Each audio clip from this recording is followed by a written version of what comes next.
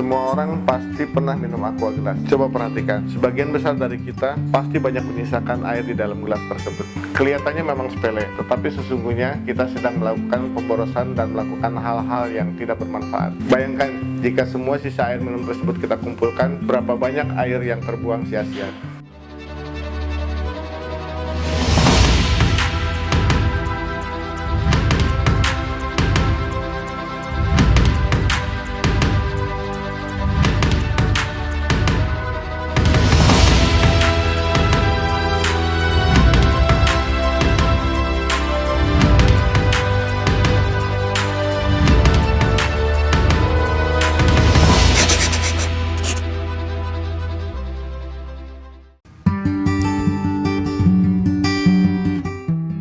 Village Morning, Sobat BM, apa kabar?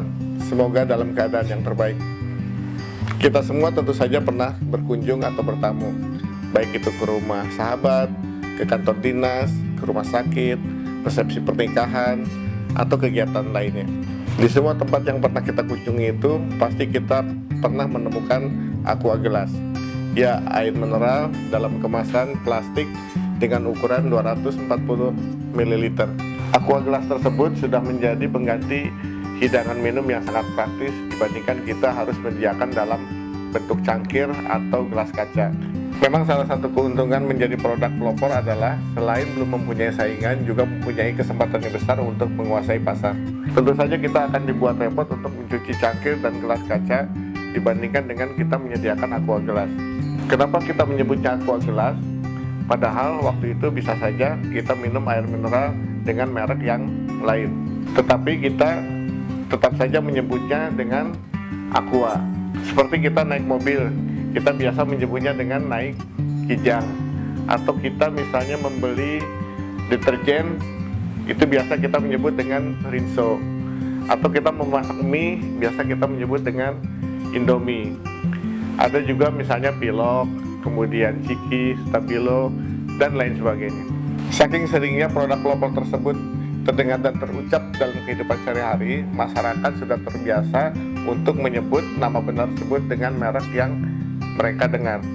Dalam pelajaran bahasa Indonesia, gaya bahasa tersebut termasuk ke dalam majas metonimia, yaitu gaya bahasa yang menggunakan merek atau sejenis untuk merujuk pada benda umum. Misalnya untuk menghilangkan dahaga, sebaiknya kita meminum air aqua. Padahal air yang dimaksud bisa saja air mineral dengan merek yang lain.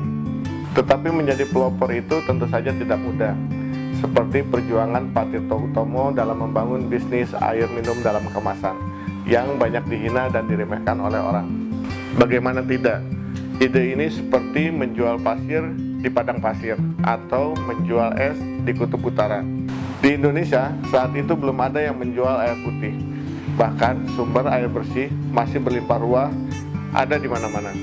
Apalagi kebiasaan orang kita yang sudah terbiasa minum air yang sudah direbus. Kemudian apa yang terjadi? Walaupun Pak Tirto dan saudara-saudaranya sudah merancang bisnis sedemikian rupa, bahkan belajar ke negeri Thailand yang sudah mempunyai teknologi tersebut, ternyata menjual air putih itu tidak mudah.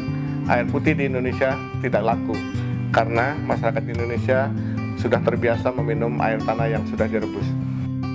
Setidaknya perlu waktu 10 tahun, Aqua bekerja keras untuk masuk ke pasar lokal dengan segala upaya, strategi, dan edukasi. Mindset masyarakat pun sudah mulai terbentuk, dan pasar air kemasan sudah mulai terbuka. Nama Aqua sudah mulai melekat di kalangan masyarakat Indonesia. Walaupun semakin banyak kompetitor datang ke Indonesia, namun nama Aqua tetap ada, baik itu di supermarket besar maupun di warung-warung kecil, dengan berbagai kemasan, mulai dari ukuran galon 19 liter sampai dengan ukuran gelas 240 ml. Semua orang pasti pernah minum aqua gelas. Coba perhatikan, sebagian besar dari kita pasti banyak menyisakan air di dalam gelas tersebut. Bahkan sebelum kita menghabiskan air di dalam aqua gelas tersebut, kita sudah mengambil aqua gelas yang baru. Kelihatannya memang sepele, tetapi sesungguhnya kita sedang melakukan pemborosan dan melakukan hal-hal yang tidak bermanfaat. Bayangkan, jika semua sisa air minum tersebut kita kumpulkan, berapa banyak air yang terbuang sia-sia. Kalau dalam setiap gelas air mineral yang kita minum tersisa sepertiganya saja, maka dalam satu dus ada sekitar 3 liter air minum yang terbuang percuma. Berapa dus kita semua membeli air aqua dalam setiap bulannya? Sementara kita sering membaca di daerah lain saudara-saudara kita banyak yang kekurangan air bersih.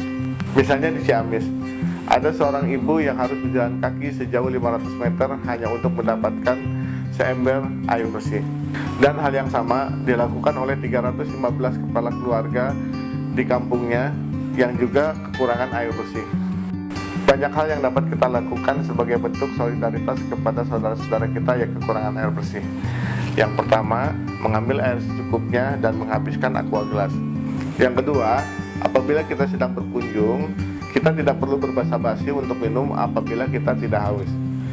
Yang ketiga, coba membiasakan diri untuk membawa air minum di dalam botol, sehingga kita bisa meminumnya kembali sampai habis. Mari kita hargai aqua gelas sebagaimana kita menghargai diri sendiri. Bijaklah mengkonsumsinya. Salam berkarya dan berbagi inspirasi.